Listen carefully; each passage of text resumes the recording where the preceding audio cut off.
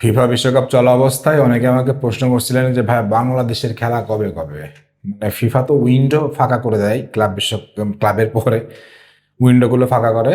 তো সেপ্টেম্বর উইন্ডোতে বাংলাদেশের কোন কোন খেলা আছে, কারা কারা খেলবেন, কে কে আসতে পারবেন, কে কে আসতে পারবেন না, কার কার কি অবস্থা, সবগুলো নিয়ে আলাপ করব।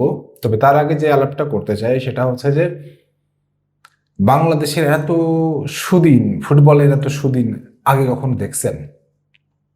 মনে পড়ে? মনে পড়ে না। এত সুদিন, এত সুযোগ, এই সুযোগের পরেও যদি আমরা উন্নতি করতে না পারি, বিশ্বকাপে যাইতে না পারি, জাতি হিসাবে এতটাই লজ্জার যে লজ্জায় মানে মাথা নিচু হয়ে যেতে ইচ্ছা করে আমার। যাই হোক, অনূর্ধ্ব-20 ক্যাম্প চলতেছে রাজশাহীতে। ওখানে অ্যাডাম আব্বাস, তারপরে হচ্ছে জিদান ইউসুফ, আরো অনেক প্রবাসী খেলোয়াড় আসছে। And they are really impressive. অনূর্ধ্ব-20 দলের বিদেশি কোচ তিনি বলেছেন যে তারা এতটাই ইমপ্রেসিভ যে তিনি মুগ্ধ। সো অনূর্ধ্ব-20 দল ভালো একটা শেপে যাবে, এটুকু আমরা বিশ্বাস করি, কারণ ওখান থেকে আমাদের পাইপলাইনটা শুরু হবে। এবার জাতীয় দলের কথা যদি বলি, এই সেপ্টেম্বর উইন্ডোতে আমাদের মোটামুটি ফিক্সড হয়ে গেছে 2টা ম্যাচ, 4 সেপ্টেম্বর এবং 7 সেপ্টেম্বর। 4 সেপ্টেম্বরে আফগানিস্তানের সাথে, 7 সেপ্টেম্বরে আফগানিস্তানের সাথে, এবং ম্যাচ 2টা সম্ভবত আয়োজন করা হবে হচ্ছে বসুন্ধরা কিংস অ্যারেনায় অথবা চিটাগংয়ের এমএএজি স্টেডিয়ামে হইতে পারে। সম্ভাবনা এরকমটা আছে, তবে কিংস অ্যারেনা হওয়ার সম্ভাবনা 90%। এবং এটা হচ্ছে ফিফা টায়ার 1-এর আন্তর্জাতিক ম্যাচ। সো এটা হচ্ছে ফ্রেন্ডলি হলেও আন্তর্জাতিক ম্যাচ। সো এইটা আপনাদের এই ম্যাচের সবগুলো স্টার্ট কাউন্ট করা হবে। সবচেয়ে সুখের সংবাদটা হচ্ছে যে ফারহান আলী ওয়াহিদ এই সেপ্টেম্বর উইন্ডোতেই আমাদের সাথে জয়েন করতেছে। তালি দেন ভাই, তালি দেন। ফারহান আলী ওয়াহিদ অবশেষে সেপ্টেম্বর উইন্ডোতে আমাদের সাথে জয়েন করতেছে, অ্যালং উইথ হামজা চৌধুরী। আমাদের স্টার বয় হামজা চৌধুরীর সাথে আমাদের নেক্সট স্টার বয় ফারহান আলী ওয়াহিদ জয়েন করতেছে। তার সাথে আরো 2-1 জনের জয়েন করার কথা আছে। জায়ান হাকিমের কাজটা মনে হয় গুছাই গেছে। জায়ান হাকিমও সম্ভবত সেপ্টেম্বর উইন্ডোতে জয়েন করবে। আমাদের একজন স্ট্রাইকার, দুর্দান্ত স্ট্রাইকার জায়ান হাকিম, সেও জয়েন করবে। তবে এখানে একটু ঝুলে গেছে, সেটা হচ্ছে যে ট্রেভর ইসলাম ওই সময় তার ক্লাব মানে বিশ্ববিদ্যালয় ক্লাবের কিছু খেলা থাকার কারণে সে সেপ্টেম্বর উইন্ডোতে সম্ভবত জয়েন করতে পারবে না। তারপরে চেষ্টা করছে, না হলেও সে নভেম্বর উইন্ডোতে জয়েন করবে। নভেম্বরে আমাদের সাফ আছে। সো সেপ্টেম্বর উইন্ডোতে আমরা তাহলে পাচ্ছি হামজাকে পাচ্ছি, ফারহানকে পাচ্ছি, জায়ান হাকিমকে পাওয়ার সম্ভাবনা প্রবল, জায়ান আহমেদকে পাচ্ছি, শামিদ সোমকে পাচ্ছি, ফাহমেদুলকে পাচ্ছি, সবাইকেই তো পাচ্ছি। আর কাকে লাগে? কিন্তু এই পাইলেই তো হবে না। এর আগের বার যা দেখছি, আমাদের কোচরা যেটা করছে, সেটা ভালো খেলোয়াড় আসতো কিন্তু বডি সোহেলকে নামাই দিত, ছোট সোহেলকে নামাই দিত, লুলা ফাহিমকে মানে উইংয়ে ইউজ করতো। এখন লেফট উইঙ্গার হচ্ছে আমাদের ফারহান আলী ওয়াহিদ। লেফট উইঙ্গারে কি তাহলে ফারহান আলী ওয়াহিদকে বসাই দিয়ে ফাহিমকে খেলাবো আমরা? কি মনে হচ্ছে? এইবার প্রমাণ হবে ডুলি তুমি কার। ডুলি, তুমি যে যদি সিন্ডিকেটের মাল হয়ে থাকো ডুলি, তোমার ঢোল বাজায় ছেড়ে দিব ভাইয়া। তুমি সিন্ডিকেটের মাল হইলে ডুলি ঢোল বাজায় ছেড়ে দিব। কারণ প্রিমিয়ার লিগের ফারহান আলী ওয়াহিদের থেকে ল্যাংড়ালুলা ফাহিম কিছুতেই মেইন স্কোয়াড তো স্কোয়াড, প্রাথমিক স্কোয়াডেও জায়গা পায় না। সো ডুলি যদি প্রফেশনালিজমের বাইরে গিয়ে যদি সিন্ডিকেট মেনটেন করে, সিন্ডিকেট মারাই, এত ভরা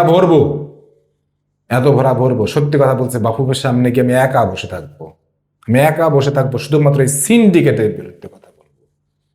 আমরা কারোর খাই না, কারোর পড়ি না, কারোর সাথে আমাদের স্পন্সরশিপ নাই, কারোর সাথে আমাদের ট্যাগ নাই, কারোর জন্য আমাদের টিকিট লাগে না।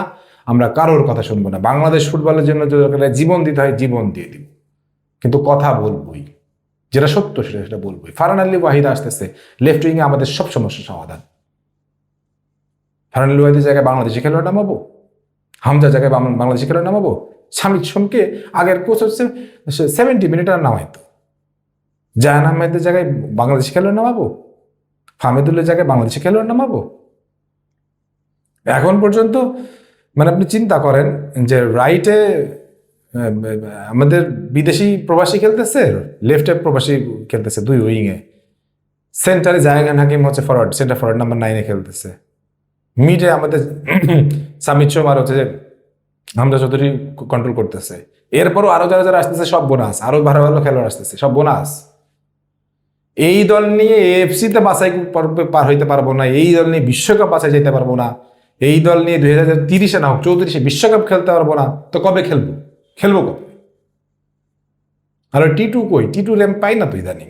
মালটা কি পেছনে চলে গেছে নাকি? মালটা কি মানে কোমায় টোমায় চলে গেল নাকি? মালটা কিছু বলেও না, কিছু বুঝাইও না। হ্যাঁ, you need lots of time. সেই আমাদের যে যে অস্ট্রেলিয়ার ওই আরহাম ইসলামকে হারাই দেওয়ার সেই ছেলেটা, সে মালটা কই? টি2 মালটারে কেউ যদি খুঁজে পায় না জানাইন তো। মালটার কোনো নিউজ টিউজ দেখি না তো, চিবিয়ে চিবিয়ে কিছু নিউজ দেয়, সেই নিউজগুলো কোথায় পাচ্ছি না। এত প্রফেশনাল খেলোয়াড় আসতেছে, প্রফেশনাল কোচও আনলাম, প্রফেশনাল কার্যক্রমটা এবার করেন, দলের দুর্দান্ত একজন ফিজিও আনেন, দলের ডাক্তারটা ঠিক রাখেন, দলের পরিবেশটা ঠিক দেন, দলের মাঠ ফ্যাসিলিটিটা ঠিক দেন, দলের যা যা লাগে সব কিছু করে দেন। ফিফা থেকে তো টাকা আসছে, করেন। এই সেপ্টেম্বর উইন্ডোতে আফগানিস্তানের সাথে খেলা সহজ মনে করেন না। আফগানিস্তান কিন্তু ভাই আমাদের চেয়ে অনেক উপরে র্যাঙ্কিংয়ে দল। আফগানিস্তানকে হারানোটা আমাদের জন্য হয়তো ইজি হতে পারে, কারণ আমাদের সাথে অনেকেই জয়েন করতেছে, কিন্তু আফগানিস্তানের সাথে এই ম্যাচে প্রমাণ হবে যে আমরা বাংলাদেশ দল হিসেবে কতটুকু উন্নতি করতে পারতেছি।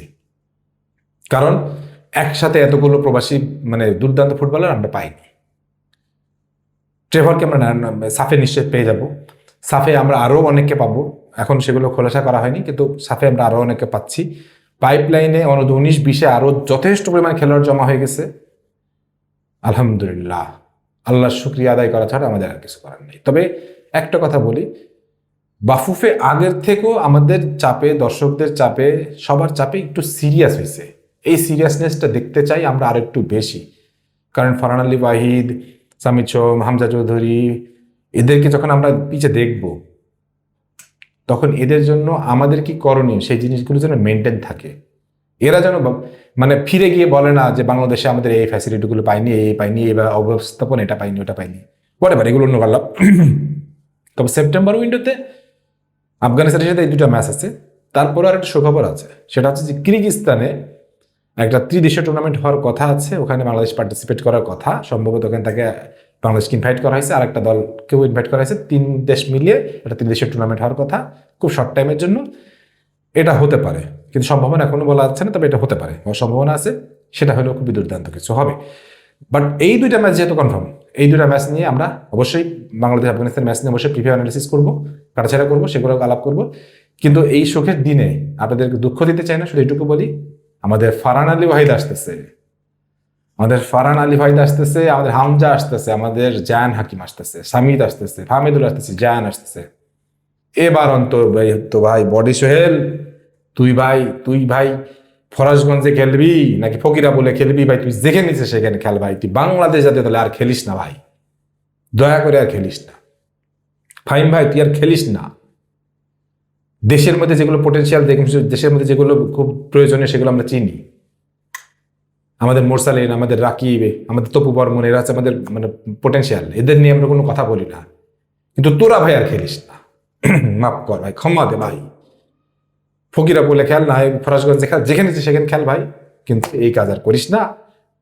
বাফুফের আশেপাশে আর আসিস না, ডাকলেও আসিস না, লজ্জা থাকলে আর আসিস না। যাই হোক, এই দল নিয়ে সেপ্টেম্বরের উইন্ডোতে খেলা দেখার জন্য আমি খুবই এক্সাইটেড। আল্লাহ আমাদেরকে সহায় করুন, আল্লাহ আমাদের দলটাকে সহায় দিন। আমরা আরো বেশি উপরে উঠতে চাই, আরো বেশি উপরে উঠতে চাই। 2030-এ না হোক, অন্তত 2034-এ বিশ্বকাপ খেলতে চাই, 2030-এ এএফসি খেলতে চাই। এটাই হচ্ছে আমাদের টার্গেট। আপনারা আমার সাথে কে কে একমত অবশ্যই কমেন্ট সেকশনে জানাবেন। সবাই ভালো থাকেন, সুস্থ থাকেন, আল্লাহ হাফেজ।